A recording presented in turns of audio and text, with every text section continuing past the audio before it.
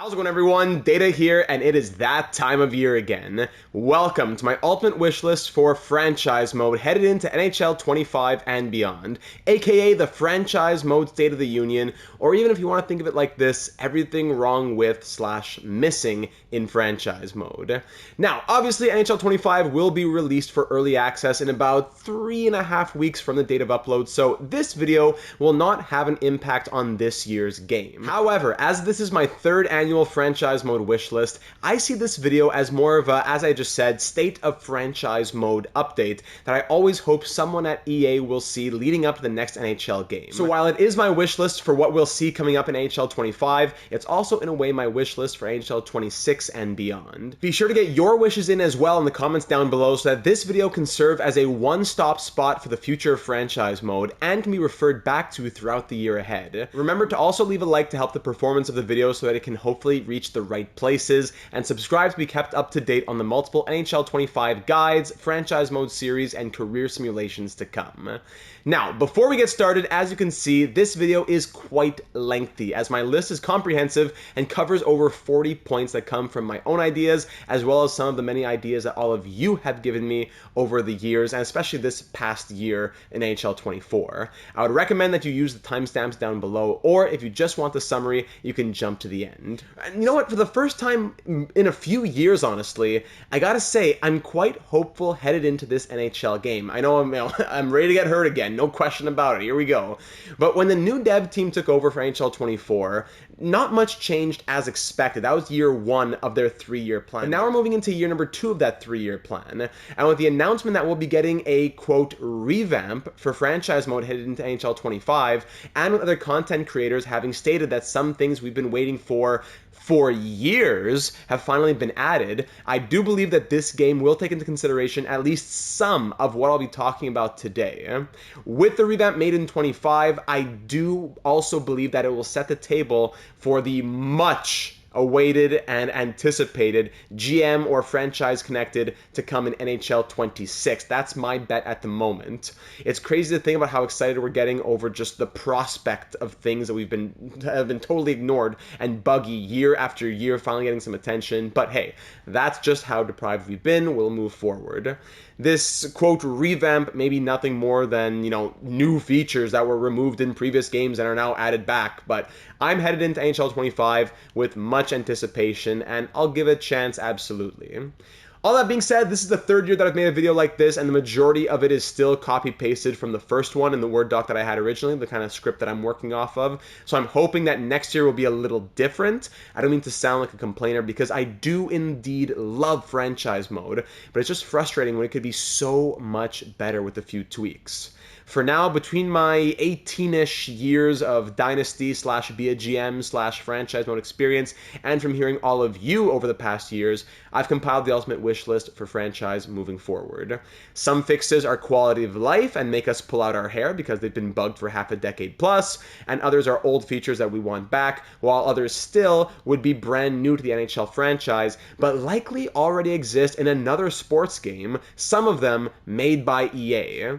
So first and foremost, looking at the headers or the timestamp titles here, before I go into the different categories of changes, I'd like to cover some of the more global changes that would include some different screens / menus that could or should be added to franchise mode.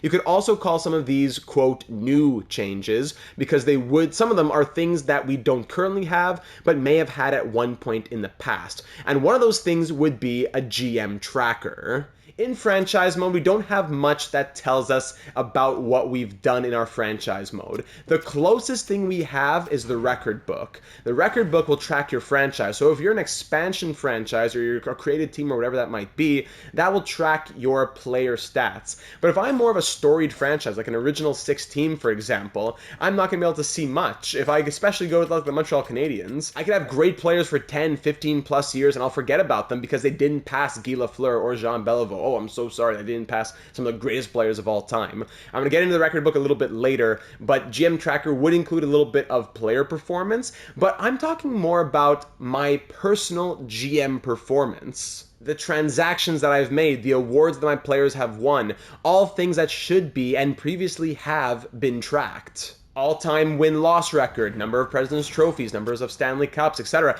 And we can track that through the coach. If I go to the coaching staff and I keep the same head coach for 20 years, I can track it like that. I can see right here, of course, zeros as I just started this franchise mode, but if I keep the same coach for 20 years, that's the one way I can see what have I done in those 20 seasons. But aside from that, if I'm changing coaches, all those numbers, they're gone. Those of us who enjoy simulating 20 plus years shouldn't have to keep these detailed spreadsheets, notebooks, or whatever else.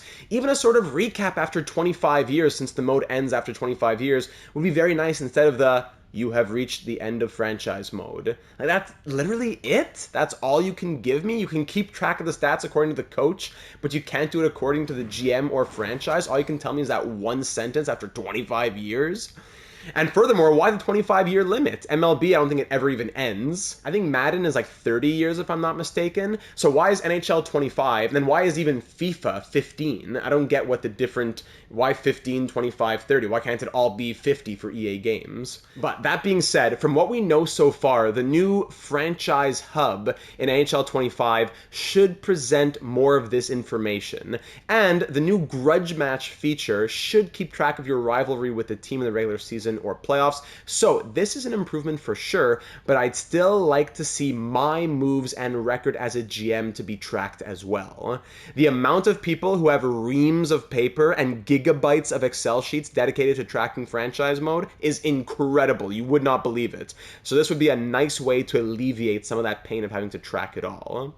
Also, when speaking of franchise tracking, we need to have a screen that shows you how each player came to your organization, whether it be by draft, trade, free agency, whatever it was, the year that it happened. If I acquired a 6th round pick in a throwaway trade and that player went on to become one of my main players, I'd like to be able to remember and go back and read what that trade was or what had happened, because I won't remember any of that multiple years down the road. Or even at a more basic level, just tell me that year or that team that I acquired the player from, whatever it might, just a little bit, so I can not have to track so much. Again, I'm going to do a lot of references to MLB The Show because they do their franchise mode so well. Another thing that they have in their mode. While we're on the topic of MLB The Show, I'm going to say a couple more here from the show before I move on. Next point would be to provide the ability to user any game for any team. What I mean by this is I can see or even play, let's say Game 7 of a Stanley Cup final. I can see a game in particular of a player who I'm tracking for a career simulation, etc., etc. Even if you want to restrict me from playing, I understand. At least let me watch what's going on so it's not like you have to live under a rock once you're eliminated. Or, worst case, why not just allow me to user control multiple teams in general? That would alleviate a lot of the problems. So that's one point that, of course, again, MLB The Show has. Another one would be building off of watching games, adding a game log to games that pass in the calendar simulation would be huge. I don't need to constantly go back to the stats page or slow sim games that I want more information on. I can just sim an entire week or a month in a moment, and then if there's one game I want to go back and look at, it's just a quick glance at the game log if I'm looking for something in particular. It's not that I have to go to one game against Detroit. Okay, I want to see Detroit here. Okay, here I am against Detroit. I sim through it. The day is over. It was a 4-1 win. Oh, Caden Primo is injured. How long did he play? I don't know. I can't go back and look. If I'm clicking on it, nothing happens. So then if let's say, for example, it was a 4-1 win and Cole Caulfield had a hat trick, 3 goals, no assists. If I want to know how he does in the game against Buffalo, I'd have to say, oh, I simmed too far. I don't know. We won 4-3. I can't just go look in the log and see, oh, he had a goal and an assist. I'll have to exit, go to player stats, and look, oh, now he has 4 goals and an assist. So if he had 3 goals and now he has 4 goals and an assist, therefore he scored 1 goal and 1 assist in that game.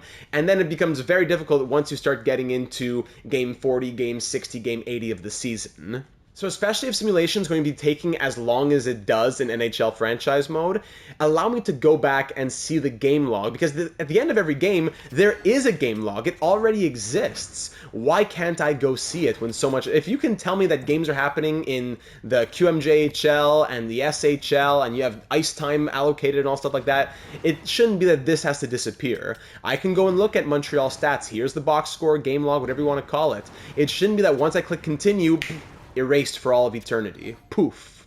So that's what I don't find to make a lot of sense. It's already there. Why can't I go back and see it? But while we're talking about the calendar, how about the speed of simulation? Oh my goodness. The speed, the amount of pop-ups that come while you're trying to sim. This is something that you'll understand if you've ever done a long-term simulation like I have, especially in career sims. This is why those career sims take so long, even when I turn off all the pop-ups that you can possibly turn off. There's still so many that still come up. The central scouting rankings, the pro scout recommendations, the December 1st RFA warning, the contract limit warning, the staff retirement, so on and so on and so on and so on. It's a huge waste of time, and it's actually ridiculous considering that a 162 game season in MLB The Show takes a fraction of that time. Or that Hockey League Manager, you would think franchise mode's biggest competitor, takes 83 seconds to simulate a season. And don't even get me started on the speed of the menus, but right now we're talking about speed of simulation. If I just want to sim a couple of weeks here, I know it's the start of the season, but the pop-ups, I understand. First and foremost, I'm going to go ahead and say it. In the past, it's been a lot worse. On the PlayStation 4, it was atrocious. On the PlayStation 5, it is faster. I'm not going to lie to you and say that it's been horrible forever. There have been improvements, but the improvements have not been enough to alleviate the pain of simulation. A whole year would... An NHL 23 on the PS4 might take 15-ish minutes. Now I'd say it might be closer to 5 to 7-ish minutes. Well, for example, let's say we're simulating 2 weeks. Let me get my stopwatch out here and count 2 weeks. When you're factoring in all the pop-ups and everything, here we go. 3, 2, 1, start. I'll go as fast as I can with pop-ups and everything. I'll turn them off as soon as they come my way. Okay, I click OK. I keep going. It's simulating through the 2 weeks, and stop. It was about 10 seconds. So 10 seconds for 2 weeks. But you know what? There weren't injuries and things like that. So you know what? Let's try doing 1 month of simulation, and then we can multiply it by the amount of months in a season. So from the 1st of November to the 1st of December, just about 30 days. All right, 3, 2, 1, go. Let's see. I'm going to press advance as much as possible. Best lines. Cole Caulfield healthy. There you go. Advancing through. Head coach replace player. Keep going. Speed run. Let's see what we can do. This is, over 20 years, it gets tough. Head coach replace player.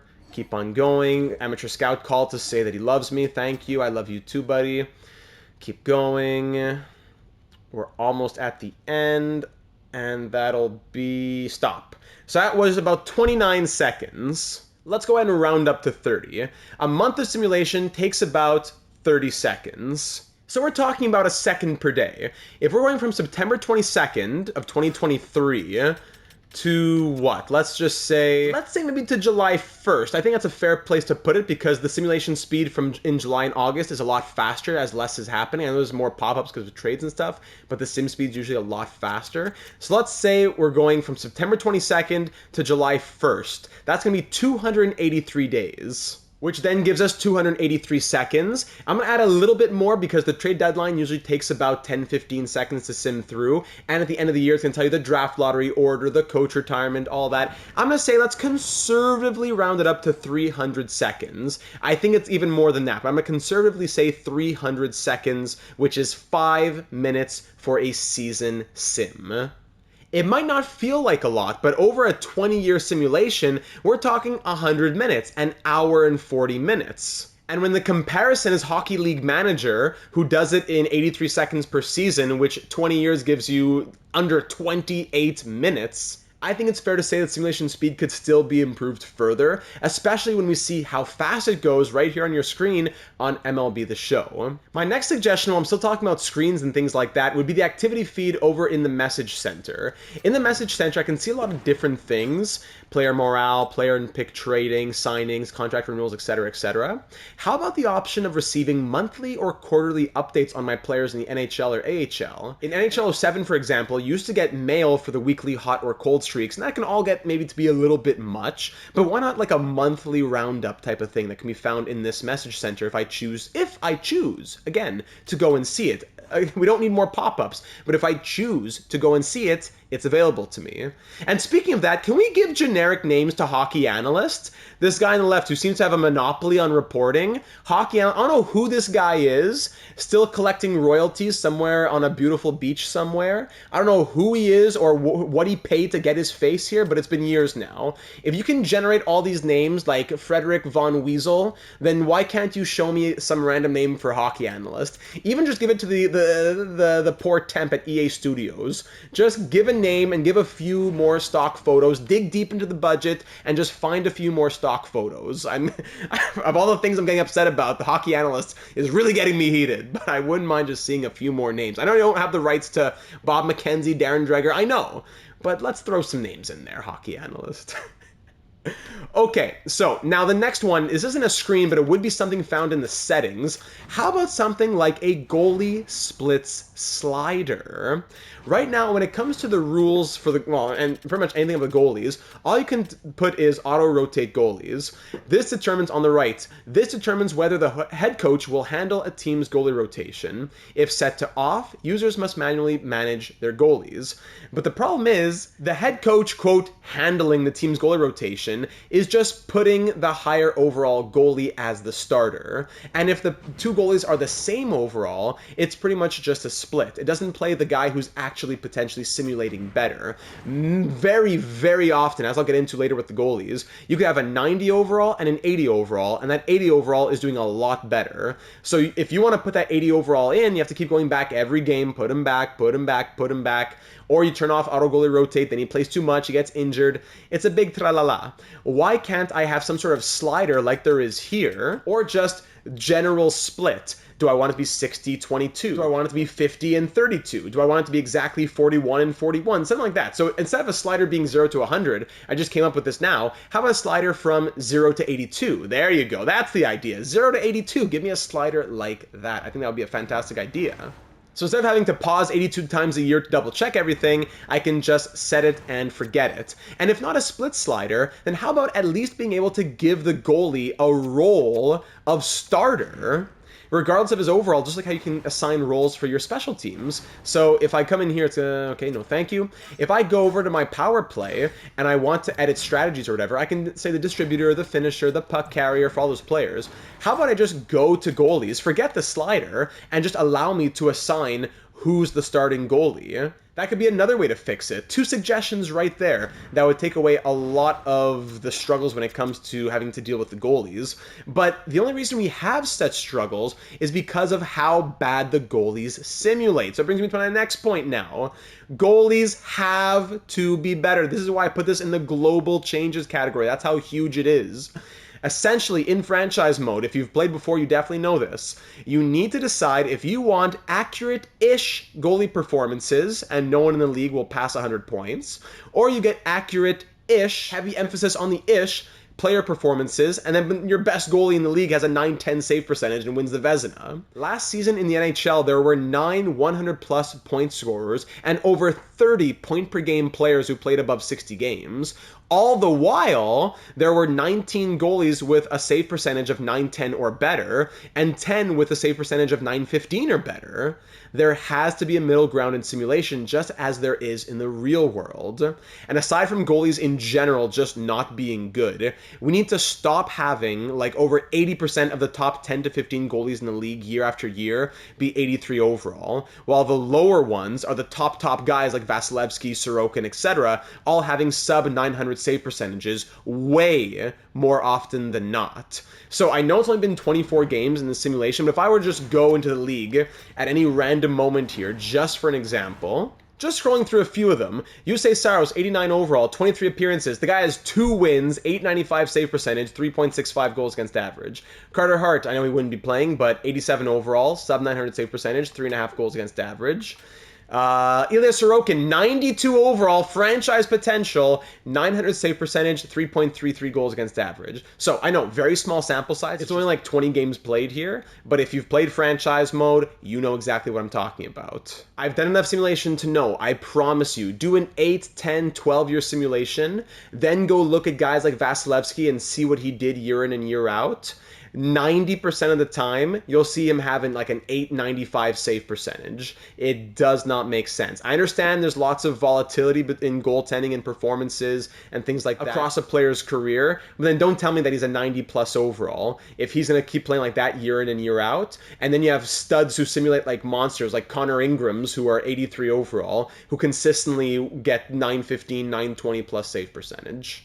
But then the other side of that is simulation by your top scorers. Like if I go over to the Oilers, I see Connor McDavid, yes, 24 points in 17 games, but he's never going to hit 140, 150 points. Leon Draisaitl, he has 23 and 22. That's great. He'll end the season with like 85 points. McDavid might hit 100, but you'll never see these players score 120, 130, 140 points until you get some crazy generated prospects who then are on the other extreme, scoring 65, 70, 75 goals, and it's only those generated guys who will reach those scoring feats. But the actual players in the first 1, 2, 5-ish years of franchise mode, the McDavids, the McKinnons, and all that, they'll be lucky to hit 100.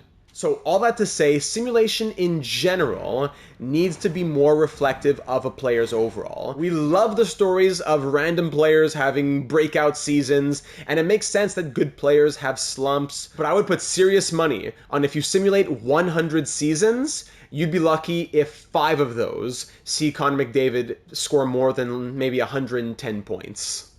Now, finally, for the global changes, here's a bit of a long shot addition that I think would be a lot of fun, and I've seen many people suggest it. What about being able to start your franchise mode in different eras? NBA 2K allows you to start your mode in a different era, which may begin in 1983, 91, 2002, or the present day. If you start in one of those eras, rule changes, expansion teams, rebranding, and relocation will all take place at the historically accurate times as you simulate or play through your mode. So if you start in 1991, for example, the Raptors and the Grizzlies join the league in 1995, Vancouver moves to Memphis 6 years later, unless you decide otherwise, etc., etc. That would be incredible for the NHL series if you could just, I don't know, join in the original 6 era, the Gretzky era, or whatever else within those same parameters of the expansions in the late 90s, early 2000s, and so on. Or if not eras, another big one that people have suggested is, how about live start dates? That would allow me to start my franchise mode at the actual live date in the real world, with the stats and standings reflecting what has happened in the real world NHL season so far. So if it is January 16th of 2025, I don't need to necessarily start my franchise mode in September of 2024. I can jump ahead right there and pick up the league from what has transpired in the real world NHL so far. I think that would be a really big one, and it's already there in other games. And that just about does it for the brand new screens, menus, those global things that I like to see.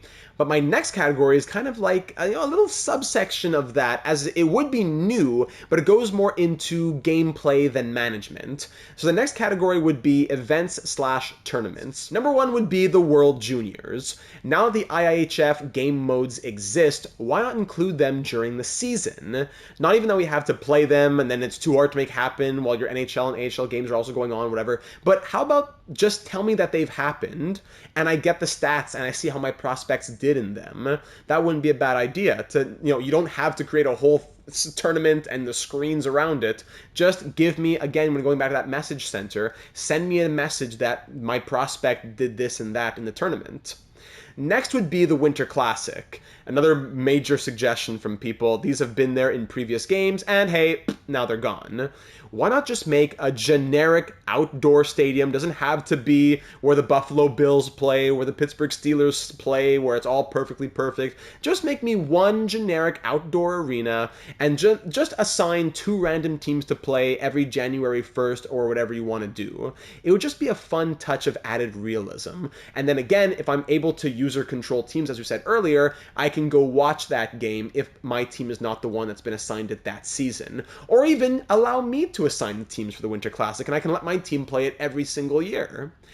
And finally, the biggest one of all of these would be the All-Star Game.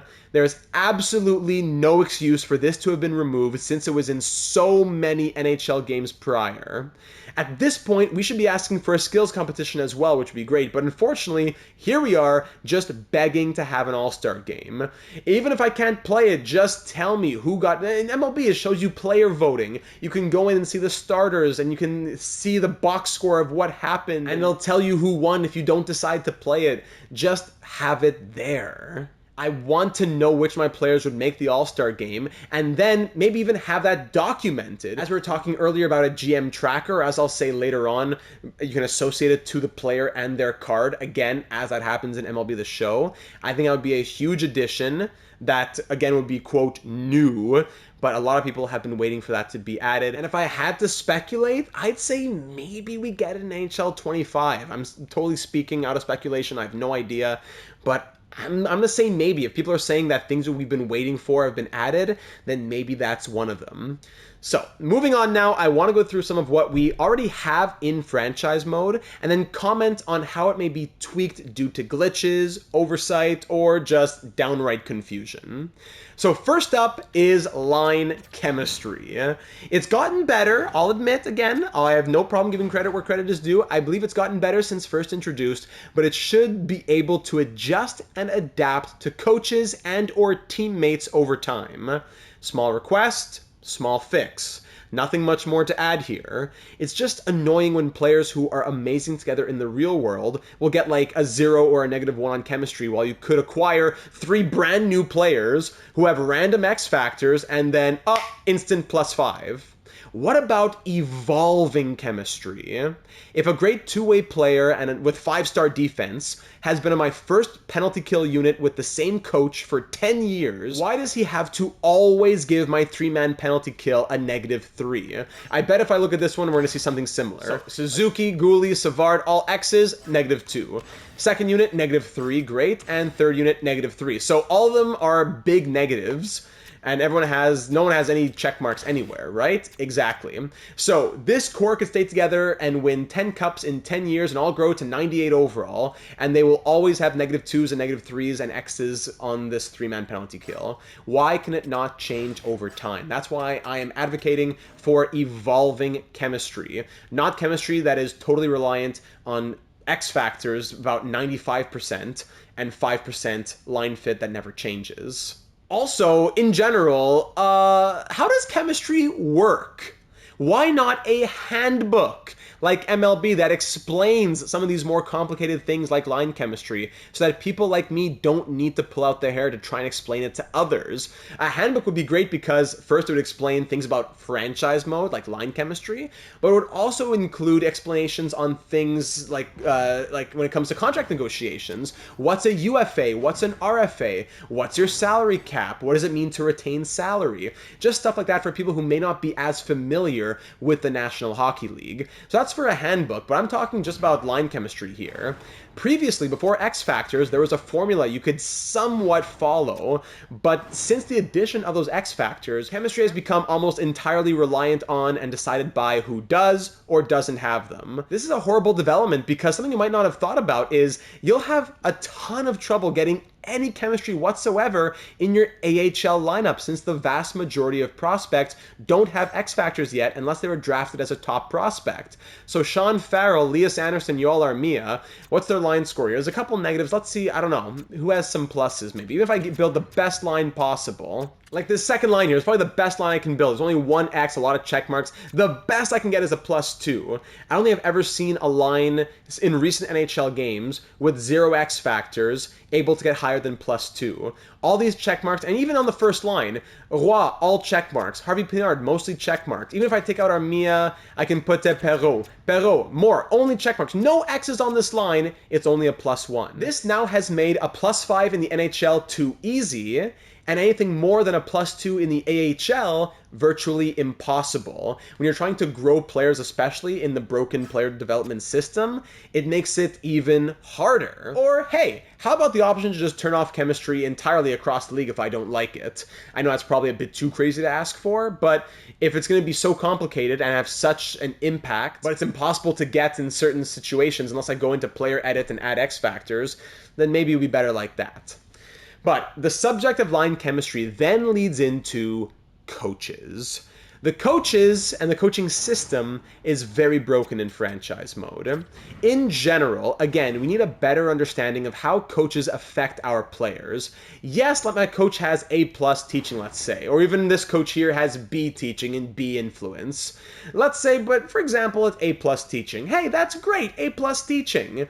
Now, when I go to the player growth screen, let's say, why can I not see, progress report, I should say, why can I not see how that has impacted the growth of my players? It's just more crossing my fingers and hoping that it's happening behind the scenes, and it's not very immersive.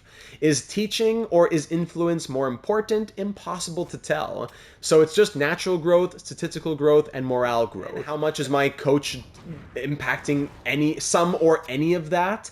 Just we want to get a greater understanding of what those attributes mean. But now for the coaches themselves. For their roles, if a coach is listed as NHL Associate Coach, especially when I go to hire coaches, when I go to the hire staff screen right here, if a guy is listed here as an NHL Associate Coach, he should not be rejecting my offer to be an NHL Associate Coach because he doesn't like the role that I'm offering him.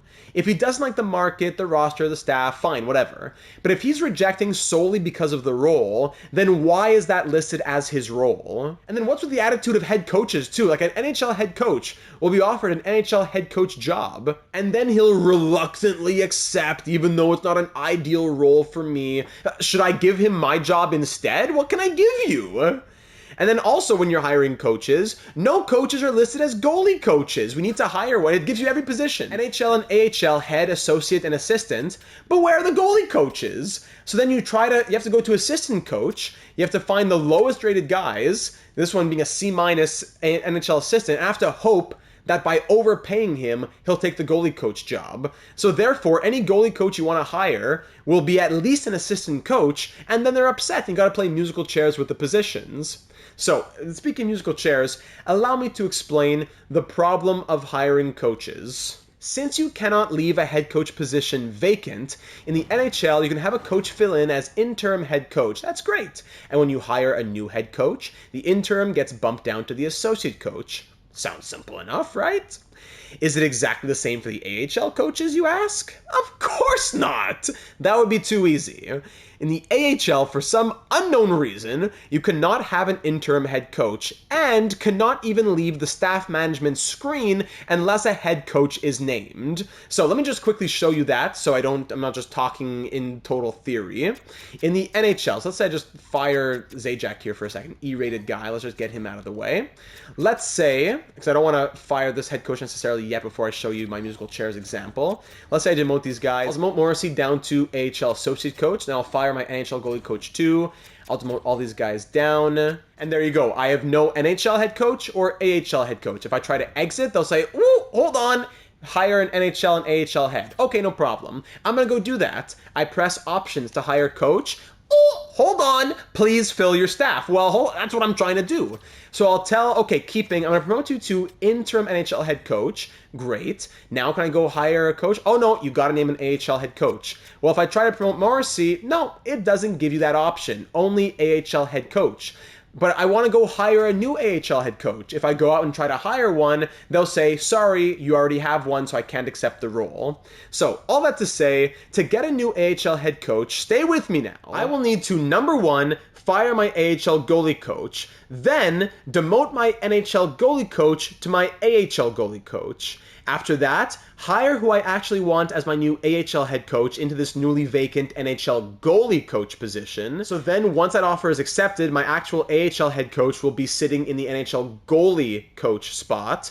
So once that's done, I'll fire my AHL assistant coach, demote my AHL associate to be the new AHL assistant, demote my current AHL head to my AHL associate, and then finally demote my NHL goalie coach, who is actually my AHL head coach, to AHL head coach. And the seventh step would be to promote back my AHL goalie coach, who was previously my NHL goalie coach, back to the NHL goalie coach position, and all is well in the world, but now I'm without an AHL goalie coach, I'll have to go hire a new one. So all that to say, it's 7 steps, and it requires me to, at the very least, fire my AHL goalie coach, which will interrupt chemistry and morale and rock the boat when it doesn't have to be.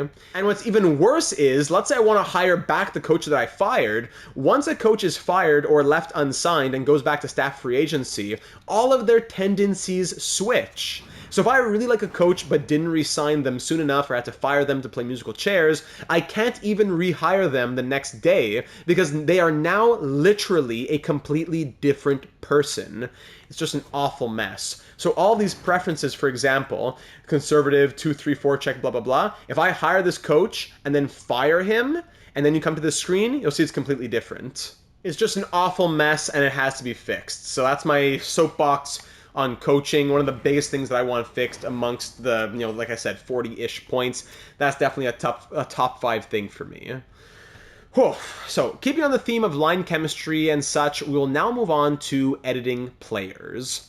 Since NHL 22, we haven't been allowed to change player types within franchise mode, assumedly to not cheese line chemistry, but then now we are allowed to add and remove X factors which do the same thing. If I go to edit player and I click on a player, let's say Nick Suzuki, most of the things here are blanked out. If I go to the details on Nick Suzuki, I can't change any of this stuff except for his jersey number, but I can go ahead and look at his X factors and add and remove as many as I want here. So it kind of defeats the purpose of, is it because of line chemistry or not? Honestly, either make the line chemistry more complex and explain the system, or just allow us to play how we want in this offline mode that doesn't affect anyone but myself. Why does EA have to gatekeep my fun? If I want to change everyone to be enforcers, why can't I do that? And that's just for player types. In general, for editing players, why can't I be allowed to change anything at any time? Especially the shoot pass slider, so I can make sure my snipers are shooting and my playmakers are passing. That'll just be one small thing.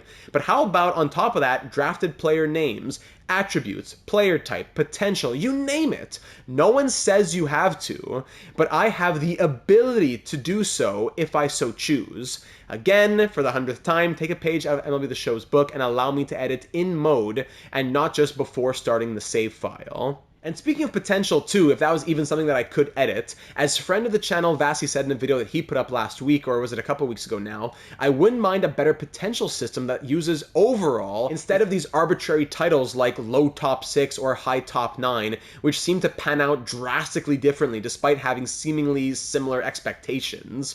It would also take away the wonkiness of it all, as we've seen players score 50 goals but have bottom 6 potential that never changes. But keeping on the theme of the players, my next category would actually be the players themselves. Last year I had a big section here about evolving/devolving X factors, and that was basically the one big thing we got in NHL 24, so at least that's good. Perhaps the next step of this would be to have veteran players mentor rookies and pass down X factors like in NBA 2K.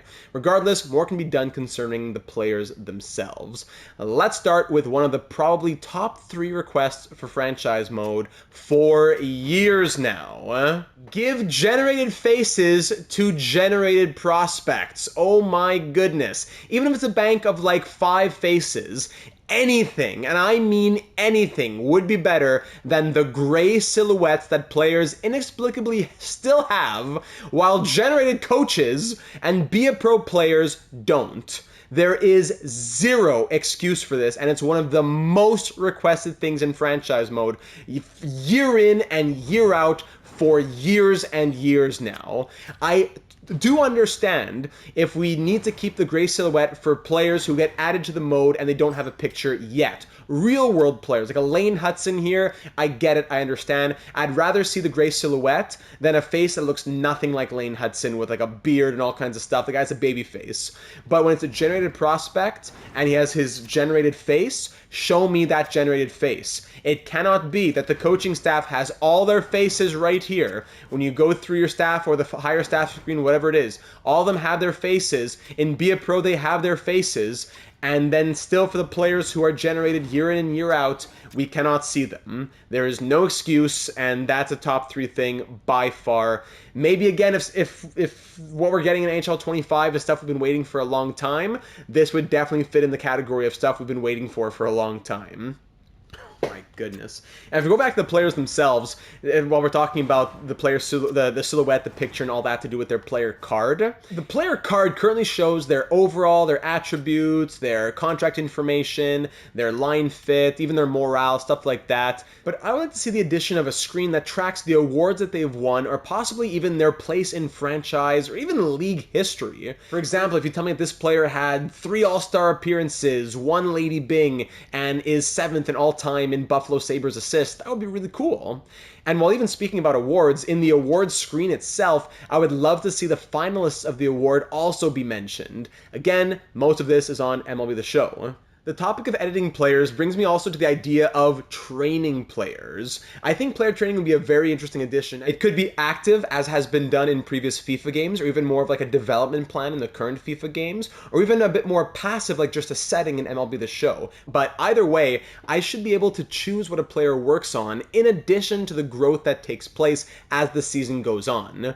This would allow me to improve my centerman who has 65 faceoffs, my 6'4" power forward who has 3-star physical, my defensive defenseman who has 2-star skating, etc., etc., etc.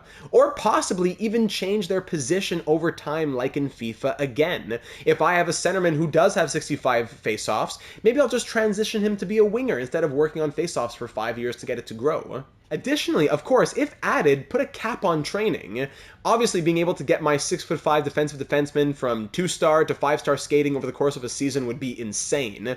But why not allow for some growth if I, as the person in charge of my team, choose to focus heavily upon it? This would be a great addition because, as I get to my last point here, whether I'm allowed to train a player or not, player development in general needs to change, especially amongst defensemen who will not grow in overall no matter what you do for them in terms of ice time or teammates. They'll only grow, if you're lucky, through offensive production, while plus minus, blocked shots, hits, all those things that they have high defensive attributes for mean nothing. Because of this, by the time you get 10 to 15 plus years into a simulation, defensemen who reach 80 plus overall become more and more rare, and therefore have contract demands that rise in relation to the dwindling defense market, which then makes their growing contract demands rise astronomically higher than those of forwards, and the growth of the defense salary over the course of the franchise mode becomes totally disproportionate to the rising salary cap. So then before you know it, you end up with depth forwards in 2035 asking for like 1.5 million, which is totally normal enough.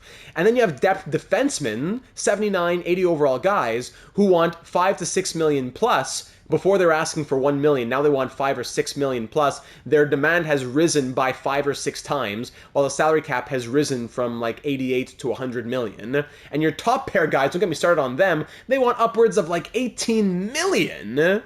On top of all of this, just in general, getting back to the growth, random growth that just, jumps overnight for players who are healthy scratches, or stagnates for young players who are getting tons of ice time and tons of production even sometimes, just has to stop.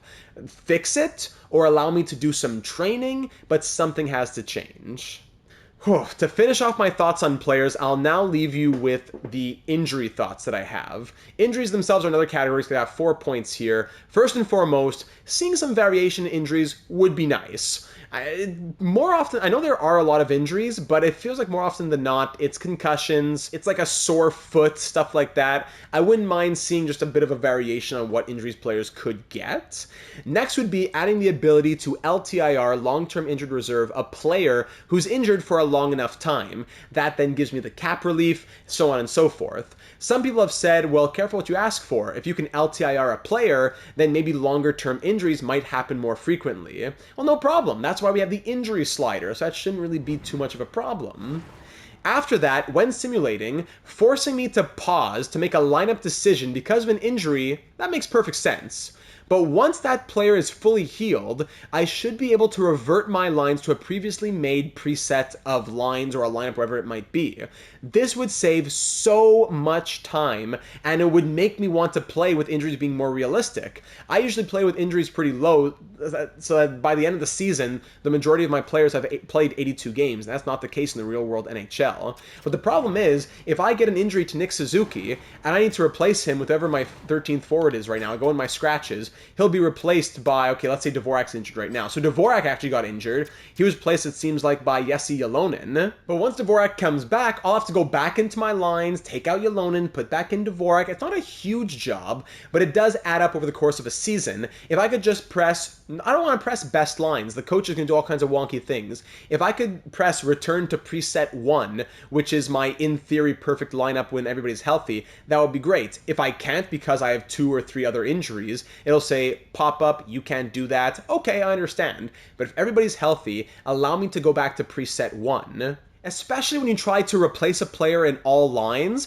for some unknown reason, that doesn't affect many of the special team lines. So if I have an injury to a big guy like Nick Suzuki, he's on power play 1, penalty kill 1, etc., I'll say replace in all lines, and it'll replace him on the 3-on-3, in the shootout, and stuff like that, but I'll have to go to the power play and put Suzuki back in. I gotta go to the penalty kill, put Suzuki back in. Again, it's taking up so much of my time for no reason, and the 300 seconds it takes to sim a season now turns into much, much more.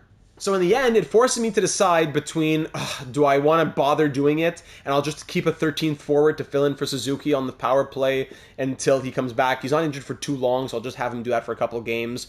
Or I have to go through each line and micromanage everything, which halts momentum during a simulation. I don't want to have to decide between using an extra 15 minutes of my life per season or having to suffer because now I'm using a 77 overall to fill in on a guy who plays 23 minutes a night. Okay, so another little soapbox moment there. And finally, not injuries, but still kind of injury-related in simulation would be if a player gets a game misconduct, which does happen when you go into the sim and you look sometimes, consider adding maybe a 1 to 5 game suspension type of thing. I would only want this if it were easier to make line changes, because that would just add more problems for replacing all lines and stuff like that, or if there was some sort of slider for how often suspensions happen. But in theory, I do think that suspensions should be a consideration. Having said all of that, I move now to one of the biggest sections, which is transactions. Within transactions, we'll start off with the category of trading. In trading, the number one thing that I think a lot of people want to see would be the ability to trade conditional draft picks. Right now, when it comes to trading your draft picks, you can trade picks 1 to 7, but no condition can be attached to it. It's just straight up pick being traded and that's all. I don't think anybody's asking for crazy conditions that would depend on the results of another team and the percentage of games played that an individual had. Just the most basic of basic conditions. A top 10 protected pick, a second that becomes a first if the team wins the cup, stuff like that. A little would go a long way here. Next would be the ability to force trades, or in other words, make a trade go through no matter what's being offered on either side. Now, I'm not someone who would use this very often, as it would usually be in the more cheese category for my style of franchise mode play, but there are times in which you're offering a perfectly fine deal, perhaps one that's even more than fair, maybe one that will even help the AI team, and the AI GM just refuses. Especially since negative trade value just doesn't exist, another thing that should be taken into consideration by the AI when you're the one acquiring a terrible contract, for example. You can sometimes be making a trade that will help the AI, for example, to sign one of their star RFAs in exchange for them giving you a draft pick, but the game will never accept. You could have a team that has 1 million in cap space, and they need to get rid of some money to sign their star RFA to a $6 million deal. And they have a 78 overall who's a healthy scratch making 9 million, and they will never give up value to trade that player. You would have to acquire them for a 6th, for a 5th round pick. I have to give up my draft picks to help the AI that doesn't know what it's doing. I should be the one acquiring that player and a 3rd, 2nd, 1st round pick for a 7th, or even how about adding the idea of future considerations. It shouldn't be that I need to hurt my team to help the AI teams that don't know what they're doing, or else there'll be 90 overalls who sit out for the entire season at least once every 2 or 3 years. And another thing that the game will almost never accept is any salary retention. As soon as you ask for 1% retention of an expiring league minimum contract, all bets are off and you need to almost double the trade value to make it go through. Come on! Let's say, for example, over on Columbus, they have Eric Goodbranson, 3 years left at $4 million, and they want to trade him. He's on the trade block, almost no trade value. If I ask them to retain just $25,000, a point of a percentage, even though this trade would go through, or actually it wouldn't, the value's not enough. Okay, let me add a little bit more to Gignac. Here you go, Colin White. You even want Colin White. Great, Colin White. This deal would work for the Columbus Blue Jackets, but in our current cap situation, we're not comfortable retaining the salary that you're asking us to keep. We are rejecting this deal. They would be able to dump almost a $4 million cap hit, and they would only have to take back an expiring league minimum deal, but retain $25K? Nope, all bets are off. So that's just why, what's the point of retaining salary? If I do want them to retain, just again, not even 2 million, just at 25K, I'll have to add more value to the deal. I don't know, I'm curious, how much more value would it be? With the 7th? No, not even, look at the trade value bar.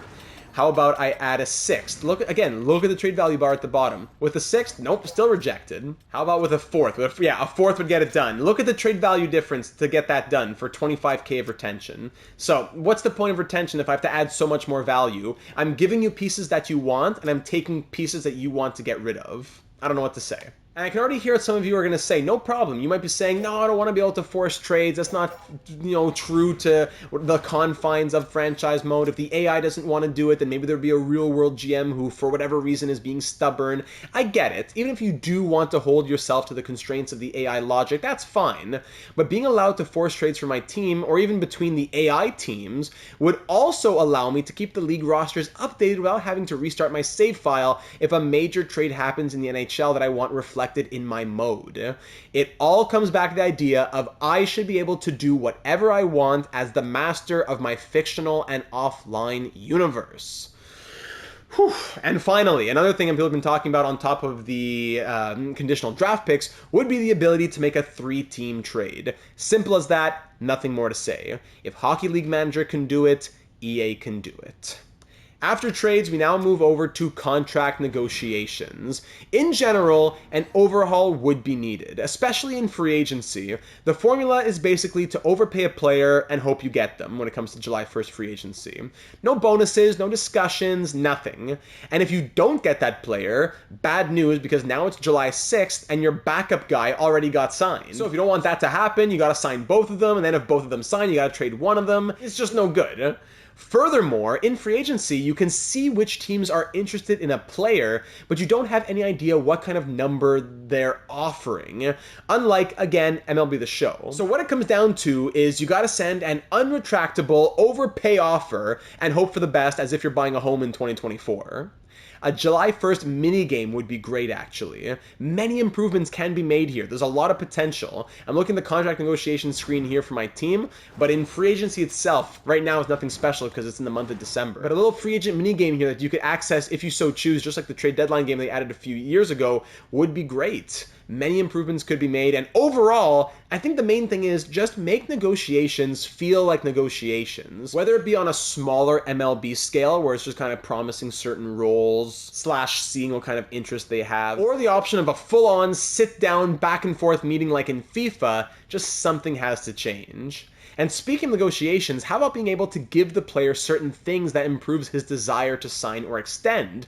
A no movement clause, which has been a huge thing that's been asked for years players now. Maybe even a promise of captaincy, proximity to home, so on and so forth, but definitely a no movement clause that is then respected when it comes to trade negotiations. And even if it's a full-on, whether you can be traded or not traded, that would be a good start. But then how about like a 10-team no trade list? The first 4 years of an 8-year extension having a no trade clause, then the last 4 years not having a no trade clause. Stuff like that, again, would go a very long way. Maybe that 10-team no trade list gets randomized at the time of signing, and you can always access that list to double check where you can be trying to work out trades to. I don't know, just spitballing. But that's just for the UFAs. How about RFA arbitration? This should be extremely simple. Again, like an MLB The Show. You offer one side, the player offers another, and an arbitrator makes a decision.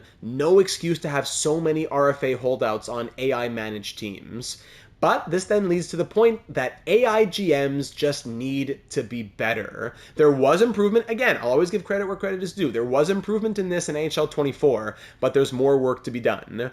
If they have a star who can't be signed due to a few $100,000, and then depth players, like I said earlier, sitting in the press box making $7 million, the AI needs to explore those trade options with other teams, or even consider buying out a player, not just put that RFA star on the trade block, or put that depth guy making $6 million on the trade block, and hope that I come along and save them, because the other AI teams won't. And then even when I do come along trying to save them, the trades are still almost impossible unless I give up value that the player isn't worth. Furthermore, the AI needs to just stop signing players in free agency and then send me a dozen trade offers with that player in them over the course of the entire offseason. So much that goes into the main point of just the AI GMs need to be better. So keeping with the AI needs to keep from changing AAVs, the average annual value of a player's contract, their salary cap hits, in other terms. If a team is under or over the salary cap, the game automatically raises or lowers the AAVs of every player on the team to bridge the gap, thus hurting bad teams by making star players get paid more, or helping the best teams to stay on top by making their stars get paid less. Instead, user-controlled teams shouldn't be allowed to start the season until they are cap compliant, and AI-controlled teams should be programmed to do the same. But while I am not cap compliant, instead of the AI changing all the contracts on my team, in the offseason, I should be allowed to go over or under the salary cap by 10%, just like in the real-world NHL. Allow me to do what I have to do, but obviously don't let me play a game until things have been fixed. Not being able to call up or send down a player for budgetary reasons because I can only move 3 at a time when I'm making major swaps and stuff like that is another case of having to play musical chairs. Oh, and in the offseason, can you allow me to see my lines, please? The edit lines disappears. Maybe, okay, the edit lines has to disappear because there might not be enough players to fill in the empty spots, but how about some sort of depth chart or something? Why in the world would the idea or the visualization of my lines disappear during the time that I need to see them the most when I'm trying to build my team in the offseason? I need to see where the players are currently or potentially going to be slotted. At the very least, give me that depth chart that's there in MLB The Show. Boy. Oh, and as a bonus, I wanted to mention scouting / the draft. Right now, fully scouting a draft class is a time-consuming but rewarding process that honestly takes about 30 to 40 minutes per season to do properly. I could see it being more streamlined, but really I don't mind it too much. What I do mind is the predictability of the draft. What I mean by that is no player will get drafted more than 2 or 3 spots before or after their central scouting ranking, which you see right here. If their player is ranked 7th, they're not going 4th and they're not going 10th. But those are just the big guys. If you do your scouting right, the drafting kind of becomes too easy as no user-controlled teams will select off of the board. If you want players who are ranked 30, 60, and 90, for example, all you need to do is trade for picks 28, 58, and 88. In MLB The Show, you have league ranking and team ranking, which not only allows you to rank certain prospects more highly than the league does, but will do the same for the AI teams, thus forcing you to take risks, reach for your guy, and so forth, just like the real NHL. Oh, and if generated players could have different line chemistry schemes, that'd be great too. Another thing that goes into line chemistry that we were mentioning earlier. But just more reaches off the board, and players not only being drafted within 1 or 2 picks of their central scouting ranking. Even if it's within 10, I'd prefer seeing that. Next, as we reach the end of a player's career, we have retirement and records. Player retirement. So when a player retires, very few players, honestly, and even less non-star players ever become coaches or scouts. Usually just 2 or 3 big names. Seeing more of those would be nice, as well as the option to retire the number of a player who retires, your team or others, but especially for your team. Just a preliminary idea, but just jersey retirement in general with an accompanying ceremony that you can place on the calendar the following year would be a nice touch. I know some people would try and abuse this system by retiring every number from 1 to 99, but why not something like a limit of, 25 retired numbers per franchise? Just spitballing again.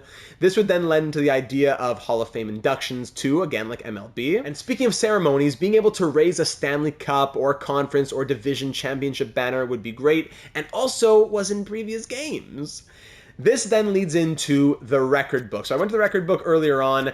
Right now it just tells you all the ongoing records for your current players, your all-time records for franchise, for NHL, for career, season, rookie, single game, etc. How about record watch notifications when one of your players is within a certain range of setting a new franchise or league record?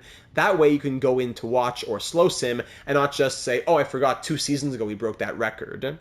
Furthermore, an expanded screen here in the record book would be very much appreciated that has the all-time player stats laid out like the season stats. I think that would be a great touch for a screen here. So the season stats screen that we all know, like this right here, but instead it shows me the all-time numbers. Lafleur, Richard, Beliveau, etc., etc. Don't give me the top 150, but maybe the top 25, something like that, so I can see where my players rank for different attributes. And you don't need to show me everything. The NBA is going to be thinking, oh, we need to put the top 15 in shooting percentage, top 15 in game-winning goal, top 15. No, I'm just saying, give us the basics. Goals, assists, points. I understand it will be a lot of work. I'm just trying to find a way that would reconcile being able to see where my players are, if they might be second or third in franchise history, and not just only if they break the records that have been there for the last 55 years. Oh, and the last thing, while we're here, speaking of stats, well, why can't I see the number of fights in a player's career? If I scroll in a single season, in just the season stats, I can see how many fights a player had.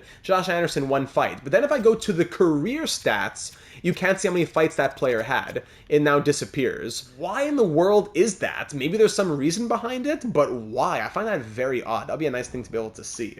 Now, exiting out of that and looking at some of the other screens here, there's a few tabs I haven't touched upon yet. There is the morale screen, there's the owner tab and all that.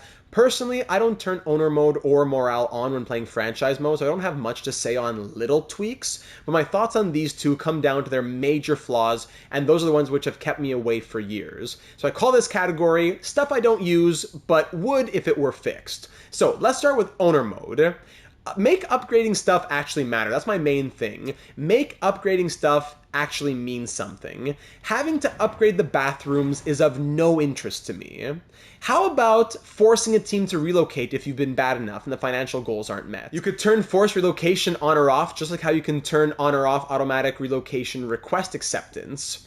Also, with GM firing turned on, how about GM contracts, which would then allow me to go to another team once my contract is up, like in FIFA? But those are the main couple things. What is the why behind it all? What are the stakes behind it? Not just to see level of happiness and owner happiness. I haven't really experimented too much, but are you honestly going to tell me that if I didn't touch any upgrades at all, but won 5 cups in 5 years, the owner would be that disgusted with me? I don't know. Next, I move over to morale. The biggest problem for me when it comes to morale is players get upset for no reason at all. Having players get upset over losing captaincies that they should have never had, for staying out of the lineup and demanding a trade when they're being held out of the lineup due to injury, copy-paste conversations that get stale after your first season. Stuff like this is literally just pure nightmare fuel and has kept me from turning on morale in years. Without going into too much detail on it all, yes, I understand that human emotion can be volatile, but it needs to have a little bit of a common sense overhaul that keeps such extreme instances from happening. You can't tell me that players who are literally injured and unplayable, I can't put them out in my lineup even if I want to, can come and have a conversation where they're telling me that they're upset with their ice time and then their overall keeps plummeting, and by the time they're healthy, they're down by 5 overalls and or demanding a trade. Yes, I understand volatility, but there has to be common sense included. Man, and another thing that I don't use, moving away from morale and owner mode, not because I don't like it, but another thing I don't really use too much is the expansion mode, aka playing with a 33rd NHL team. I don't see this as broken, but one suggestion that came up surrounding it is being able to control the year in which an expansion team enters the league. This would allow you to create a team and have it enter the league with an expansion draft, but let's say maybe for the 2026-27 season, instead of only being allowed to add that 33rd team in year number 1, which in NHL 25 would be only in 2024-25. Oh, and one other thing might be the ability to make changes to my arena in the off-season and not just the jerseys. And one other thing with expansion teams would be the ability to make changes to my arena or anything else to do with the franchise during the off-season and not just the jerseys.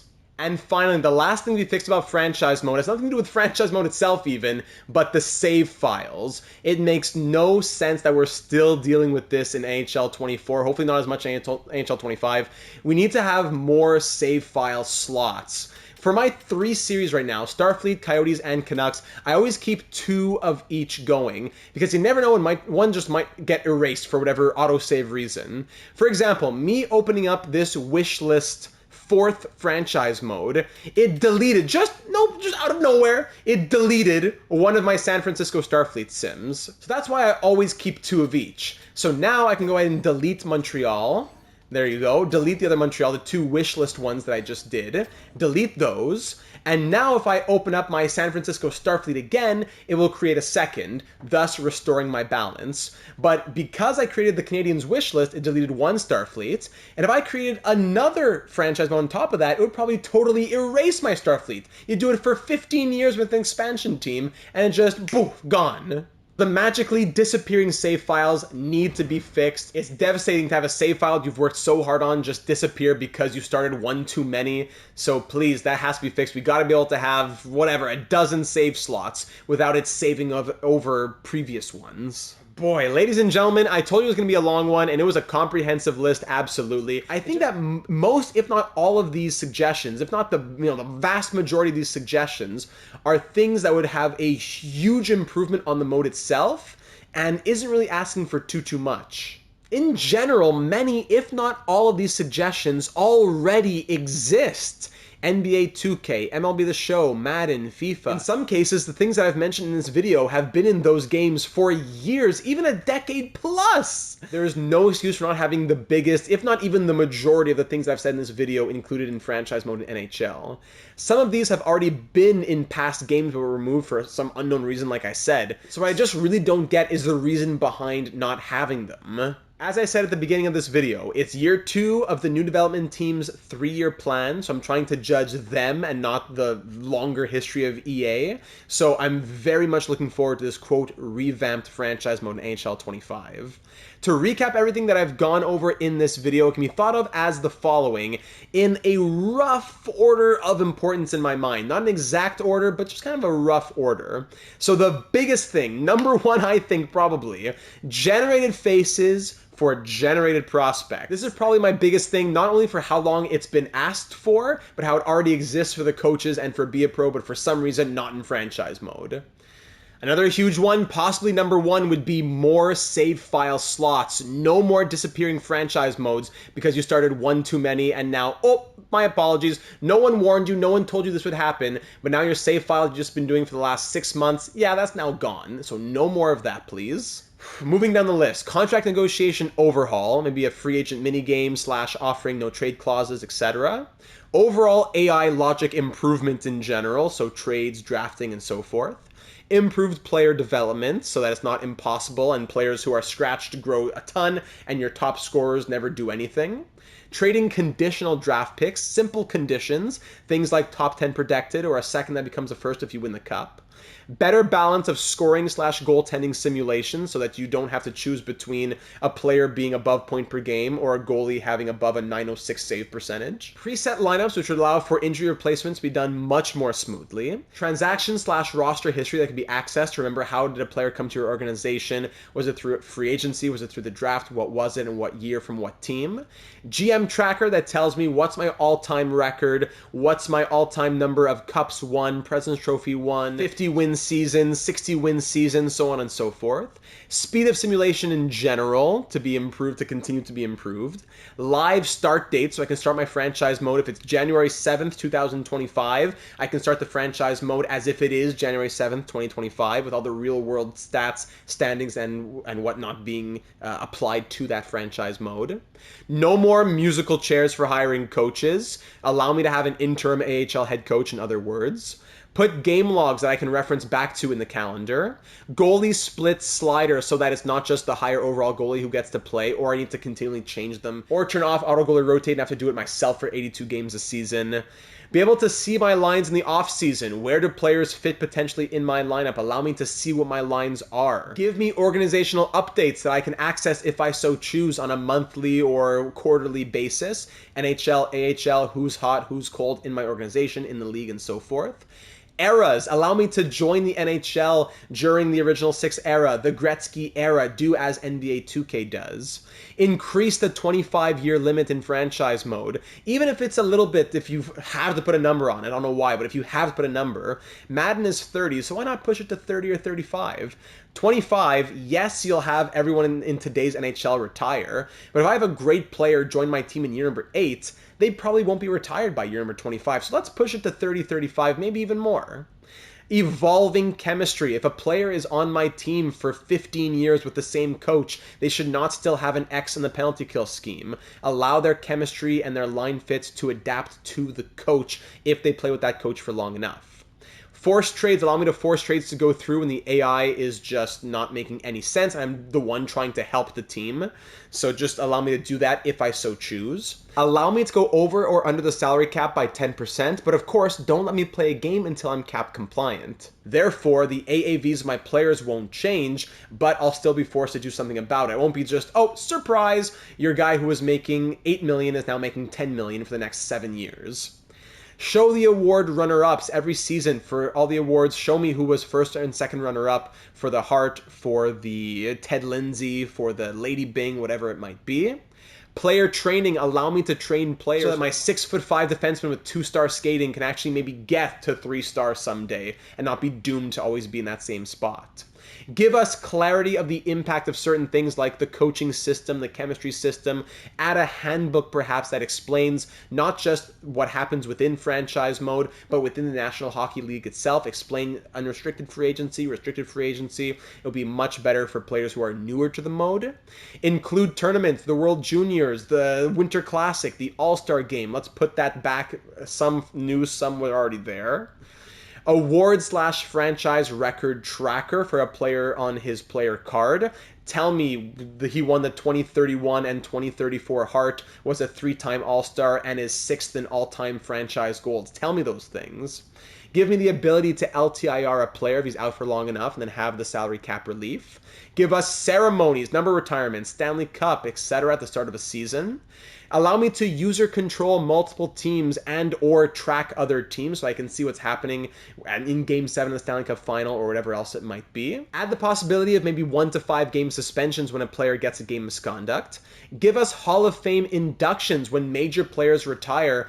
Tell us that they've been inducted to the Hall of Fame. Even if it has to be 4 years later, if the record book can keep track of all the records of all these players and all their goals and all the franchises, you can keep track of who had Hall of Fame careers. On top of that, give me an expanded record book that shows me who was 5th all-time in goals, who was 10th all-time in assists, not just who the leader of each category was. An expansion, allow me to change some colors and some of the walls in the arena, whatever else it might be. Veteran players, allow them to pass on X factors to younger players who they're mentoring. Give more injury variations, not just the, like 50% of the time is concussions and things like that.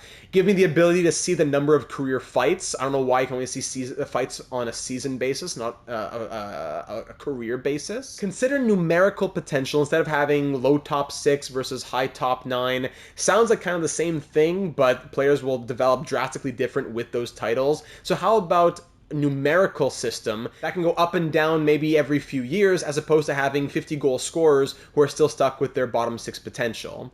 And finally, owner mode and morale, etc. Just points on both, just fix them in general. Owner mode, why am I changing the bathrooms? Why am I upgrading all these things? What's the reason? Morale, just That's why it's the absolute bottom for morale, because this is the most broken thing and I hate using morale. Stop giving me these stale conversations. Stop having players demand trades and be mad about ice time because they're injured. Just fix the logic of it all in general. And ladies and gentlemen, that just about does it for the state of franchise mode headed into NHL 25. Everything that's kind of broken, everything that kind of needs to be fixed, but in general, the wish list for franchise mode moving into NHL 25, and hopefully for the future of the NHL games moving into NHL 26 and beyond. Thank you very much for watching. Leave a like if you did enjoy, if I said some of the things that you've been looking for in your franchise mode. But let me know down here in the comments, as the last couple of years have been great resources for me. What did I miss? What would you like to see added? What's the biggest thing for you as well? Let's get those to the top liked comments. What are the biggest things that you think that I mentioned in this video, or maybe that I didn't, that need to be fixed in franchise mode? Or feel free to say so over on our Discord server, link in the description. We're almost 700 members in there. So if you want a Discord server where there's people talking franchise mode, that's a place for you. We're almost 700 members. We barely talk about my videos. It's all about your franchise mode series, sports, fantasy sports, all that stuff in general. So that sounds like your kind of thing. This is the community for you. We'd love to have you join it. Subscribe if you haven't already to be made aware of all the uploads here on the channel. Hit the bell to be notified when we go live and we do upload for our upcoming NHL 25 franchise modes, career simulations, deep dive breakdowns, guides, and so on and so forth within NHL franchise mode. This is the place for you. I'm glad you found the channel, and I invite you to check out the rest of the videos we've done on the channel, all of our franchise mode series from NHL 18 to 24 especially, the over 24 career simulations that we've done, the guide videos to franchise mode to scouting, all of that. This is a place for you, and we'd love to have you join our community, and I'll leave you off there. Ladies and gentlemen, thank you very much for watching. I'm very excited for NHL 25 coming soon. All we can really hope for is that some of what we've been waiting for so long in franchise mode has been added to the game coming out in just about 3.5 weeks from now. So I'm looking forward to finding out, and I hope to see you there.